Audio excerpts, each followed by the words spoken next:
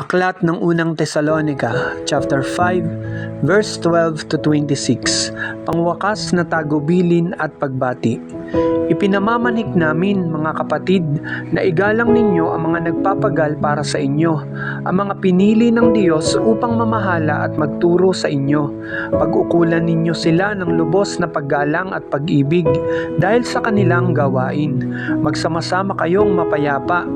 Ipinakikiusap namin, mga kapatid, na inyong paalalahanan ang mga tamad, pasiglahin ang mahihinang loob, at kalingain ang mga walang kaya. Pagtiyagaan ninyo silang lahat. Huwag ninyong paghihigantihan ang gumawa sa inyo ng masama. Sa halip, magpatuloy kayo sa paggawa ng mabuti sa isa't isa at sa lahat. Magala kayong lagi, maging matyaga sa pananalangin. Ipagpasalamat ninyo sa pangalan ni Kristo Jesus ang lahat ng pangyayari, sapagkat yaon ang ibig ng Diyos. Huwag ninyong hadlangan ang Espiritu Santo. Huwag ninyong hamakin ang anumang pahayag mula sa Diyos.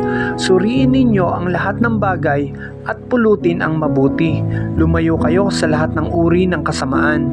Naway lubusan kayong pabanalin ng Diyos na siyang nagbibigay ng kapayapaan, at naway panatilihin niyang walang kapintasan ang buo ninyong katauhan, ang espiritu, kaluluwa at katawan, hanggang sa pagparito ng ating Panginoong Hesukristo. Tapat ang tumawag sa inyo at gagawin niya ang mga bagay na ito. Ipanalangin din ninyo kami, mga kapatid. Taos puso ninyong batiin ang mga kapatid.